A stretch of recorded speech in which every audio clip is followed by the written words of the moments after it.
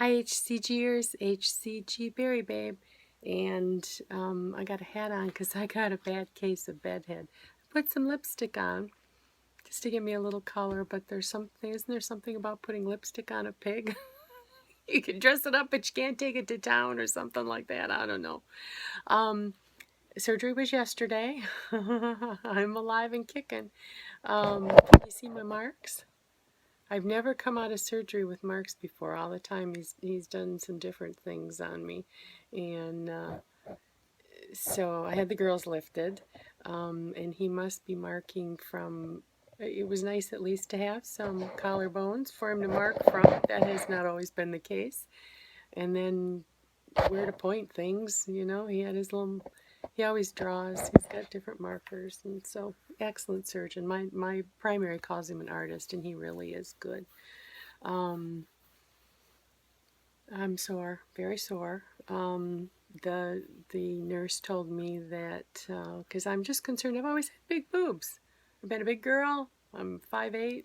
I've always been, when I was in elementary school, always taller than everybody else, and I've always had big boobs. They haven't been upright since I was 11. But I was a D, and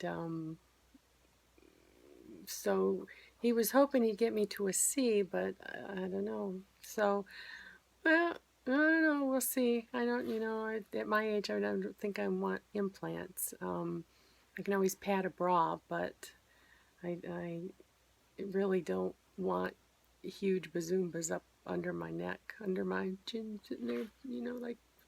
But I don't know. So it's kind of funny because I've got a garment on and I haven't looked yet. I get to take a shower tomorrow.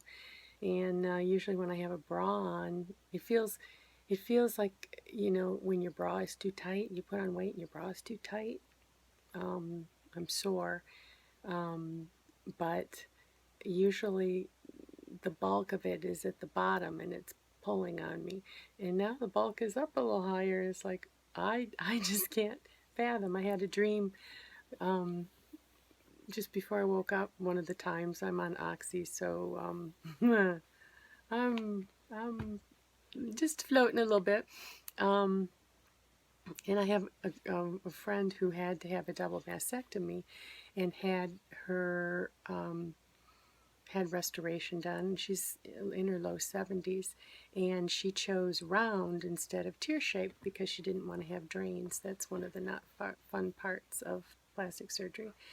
And so she has round breasts, and because they take your nipples right off, she has tattoos. And so I dreamed I woke up and I had tattoos for nipples. If you know anything about breast surgery, it's pretty gruesome. They take your nipples off and they flip them up, and that's how they lift it. And then they just cut off everything underneath you don't need. Sounds pretty brutal. Um, but there will be swelling. And the nurse said they'll feel like they're up under my chin for a couple weeks and then they'll relax. But the swelling will go down, and it's like, oh damn, does the swelling have to go down? I want them swollen. I want them something there. Um, but so that piece is over, just except for the recovery. And my trip to DC went well. We drove from near Flint, Michigan, all the way to DC in one day, which for some people, like my brother, who was a career Marine officer and flying along the freeway, is no big deal. But for me and my husband, that's some doing. So the minute we got there, we were at a very nice hotel in the Rockwell area, Rockwell, Maryland, and I was pleased that they had a shuttle to the metro, and but it only runs, it only runs on the hour. So we got in at 1:45, so I had to just drop everything and run to make it to the shuttle, to make it to the metro, and it did take me over 30 minutes to get to meet my daughter, which meant that I didn't get back to the metro station in Rockwell till midnight, and it was a little drizzly, and the shuttle quit running at 9. So fortunately, there was one lonely little cab out in front of the station. Um, and I'm not used to taking cabs. I'm much more comfortable on the metro where you can be anonymous, you know, having to do that engaging to get into a cab. And it was $9.50 for that little trip. But I did have one very interesting experience, but very disconcerting. Um, on the shuttle, there were two young men, younger than me, adult men, um, who were talking French. There were just the three of us on the shuttle. And the one fellow turns to me and he says, I'm sorry, we're speaking French. I hope that doesn't offend you. And I looked at him like, I said, why would that offend me? And and he said something about Donald Trump and the way he doesn't like foreigners or something like that. And I was just, oh my God, I had to apologize to him. I said, I am sorry. These fellows were originally from Nigeria. This particular gentleman had been to school in England and then had met his wife, who was Scandinavian, very blonde. He's very dark, she's very blonde. And now they live in Manhattan. And he had been coming to DC to visit his friend, who was also from Nigeria and had relocated. And you know, we ended up on the metro, and he went to Union Station, and I went just one beyond that. So we were a solid 30 minutes on the metro chatting. Just interesting, you know, talking about how I was just mortified to think. I said, you know, I know that America has always said, bring us your tired, your poor, whatever. I don't know, whatever's on the Statue of Liberty, but we're a country of immigrants. I talked about when I was in Europe before I got married. I spent the summer in England taking classes and then took the grand tour on a bus trip. I was the only American. It was a hoot. But ended up like at the Roman Colosseum and at the Roman Forum, and the antiquity in those countries. I mean, the Colosseum in Rome, they drive right there. I mean, the road goes right there. I mean, there's the Colosseum wall, and here's the street.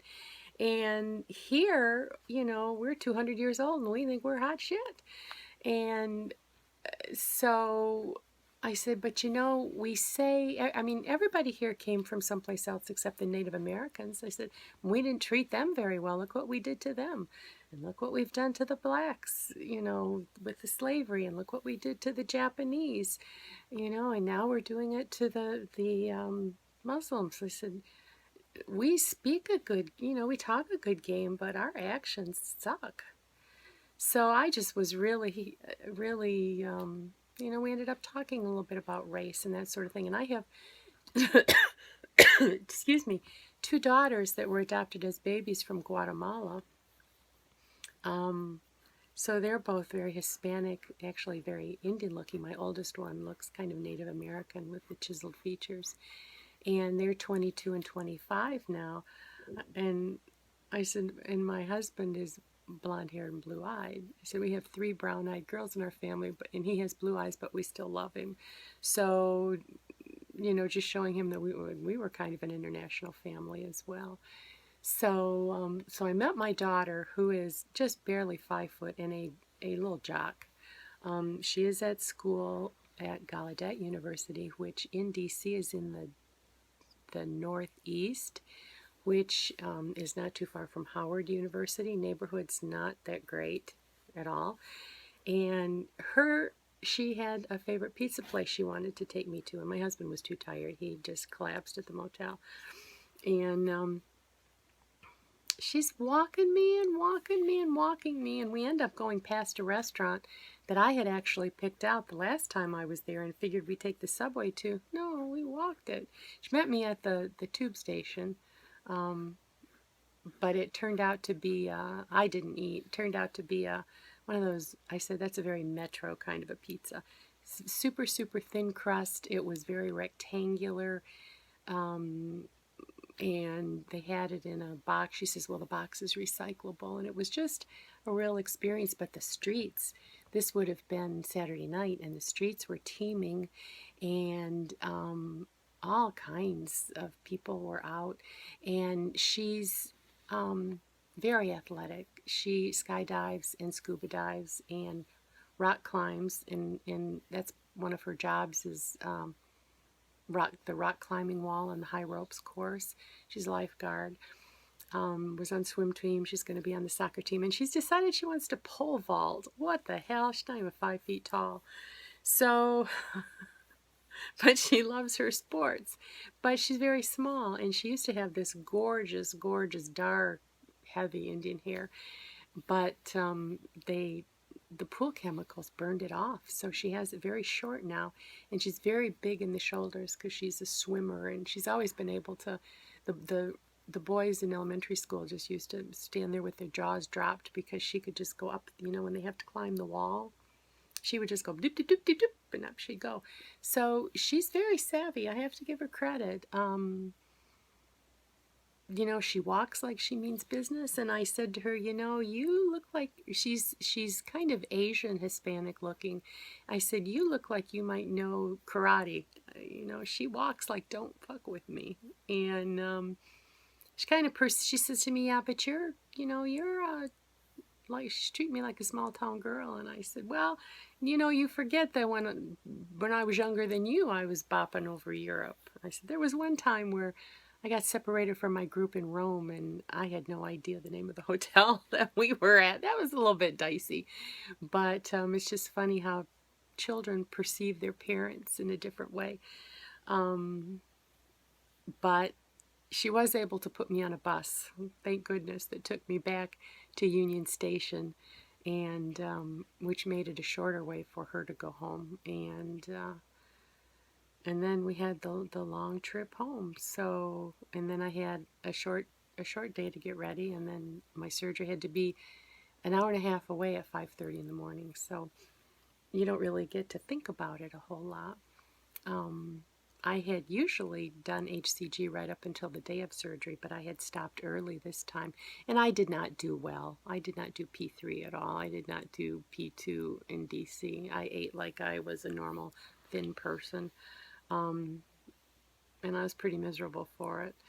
But most of it was water weight, which I've put back on. I'm up 172.8, but I knew there would be swelling. So until the swelling goes down, I won't really be able to do any tracking anymore. But I am eating yogurt and things like that because I need to keep my protein. I have to do 90 grams of protein a day anyway, and I'm supposed to be up half again that for after surgery for healing. So I'm kind of rambling, but I think I got you up to date. I probably won't vlog for a while until I start getting back into more of the HCG routine. I know I was going to talk about HCG too. I didn't get to it, and I want to remind you, they do have an app that will give you a way that you choose your calories based on your best resting metabolic weight, I think.